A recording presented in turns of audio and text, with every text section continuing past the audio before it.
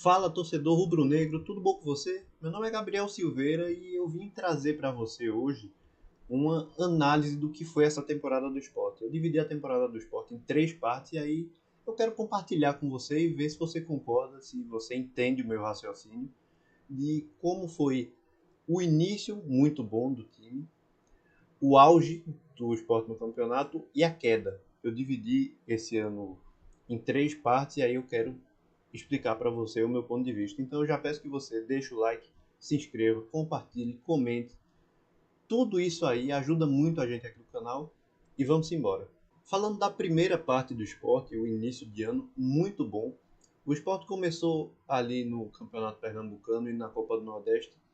Devagarinho foi engatando. Era um time que a gente via que tinha muita coisa para ajustar e que foi se ajustando e rapidamente o esporte começou a golear. O esporte fez aquele 6-0 no Bahia, teve ótimos resultados goleando o Afogados, goleou o Belo Jardim, goleou o CRB. Foi um começo de ano muito bom para o esporte. Goleou o Ibis. E então, esse começo de ano, de o esporte goleando todo mundo, fazendo uma temporada, um campeonato pernambucano tranquilo, foi o primeiro na fase de grupos e foi o campeão. Foi o primeiro da fase de grupos também na Copa do Nordeste, acabou não sendo campeão, perdeu a final para o Ceará, mas foi um início de ano muito bom para o esporte.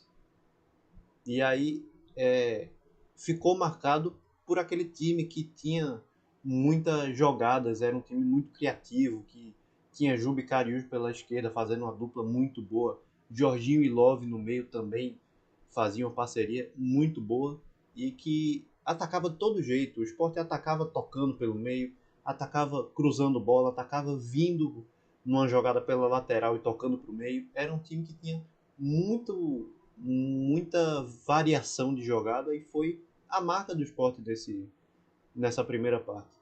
E aí eu encerro essa primeira parte falando que o jogo símbolo disso foi a goleada contra o Bahia, aquele 6-0 em que o Sport venceu o Bahia, que era na época o clube que todo o Brasil, toda a mídia prestava atenção, porque era o time do Grupo City, em que todo mundo botava muita fé, todo mundo esperava muito daquele time. E foi o Sport ganhou de 6-0 dentro de casa. Para mim foi a grande marca dessa primeira parte. Mesmo com o título pernambucano, mesmo com o vice-campeonato da Copa do Nordeste, para mim foi o principal. E aí o Sport entrou no que eu vejo como a segunda fase do Sport no ano. Eu dividi em três, essa é a segunda. É o time começando o Campeonato Brasileiro da Série B. Foi um começo muito bom. O Sport sem a torcida no começo, porque teve aquela punição em decorrência da torcida organizada que invadiu o campo contra o Vasco, e aí o Sport teve essa punição, mas mesmo assim foi jogando muito bem em casa. O Sport passou boa parte do campeonato ganhando todas as partidas em casa. Ganhou do. Aqui, eu tenho a lista. Ganhou do Guarani, da Tombense, do Botafogo de São Paulo, do ABC, do Avaí. Esse jogo contra o Avaí foi a volta da torcida, que foi o jogo que iniciou as mulheres, as crianças e as pessoas com deficiência podendo ir ao estádio, o esporte voltando a ter público na Série B. Venceu do Vila Nova, venceu do Juventude e aí a gente encerra essa segunda fase. Foi o auge do esporte no ano. Foi o esporte que classificou na Copa do Brasil, que foi no Morumbi contra o São Paulo e acabou perdendo nos pênaltis, uma partida que fez 3-1 depois de tomar 2-0 em casa, vencendo todos os jogos em casa na Série B. Era um time que todo mundo imaginava, com o que se tinha visto até o momento, que ia ser, que ia se classificar para a Série A com muita tranquilidade e que principalmente ia brigar para ser campeão da Série B. Coisa que começou a ser diferente a partir de agora. E é agora, torcedor, que a gente entra na terceira parte do ano para o esporte, que é o começo da queda, quando o esporte começa a cair. Para mim, isso acontece no jogo entre Sport e Chapecoense, no dia 27 de junho, quando o Sport estava ganhando a partida até o finalzinho, e aí Anderson decide tirar um ponta para colocar um zagueiro, chama a Chapecoense para cima e a Chapecoense acaba empatando. Eu não sei se aconteceu alguma coisa, se internamente alguma coisa mudou, mas para mim a mudança de chave negativamente para o Sport acontece nessa partida. O Sport acaba vencendo o Ceará no jogo seguinte, mas rapidamente entra em uma má fase. Perde para o CRB, empata com o Mirassol na Ilha. Até então o Sport não tinha deixado de ganhar nenhuma partida na Ilha, na Série B. Essa foi a primeira e o Sport acaba empatando. Aí pegou o Atlético Goianiense, perdeu por 3-1, perde para o Vitória, mais uma vez jogando em casa, não conseguiu ganhar. O Sport ganhava todos os jogos em casa até então.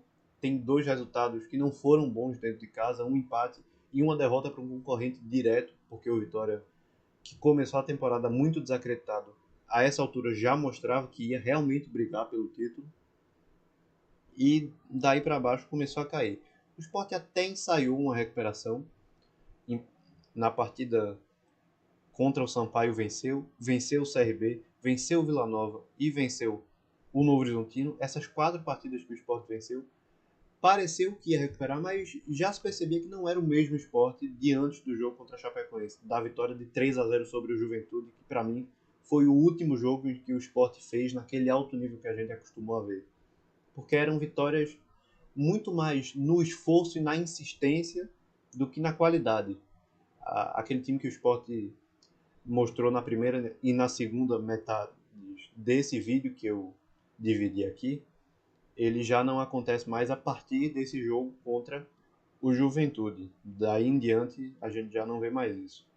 E aí o Sport vence essas 4 partidas, mas perde, aliás, empata com a Tombense, perde para o Guarani, perde mais um em casa, dessa vez para o Ituano, empata com o Botafogo, empata com o Criciúma, e contra o Criciúma é importante falar, porque essa partida foi a partida em que o treinador Anderson Moreira, ele deu o cargo. A notícia que saiu na época foi que ele colocou o cargo à disposição, que ele não queria mais treinar o Sport, mas que o Augusto Carreiras e o Jorge Andrade insistiram, pediram, praticamente imploraram, não sei o que estou dizendo, foi a notícia que saiu que na época disse, para que o treinador ficasse. Ele acabou ficando e eu vou chegar lá no final do vídeo, porque para mim esse foi um dos 2 principais erros da diretoria.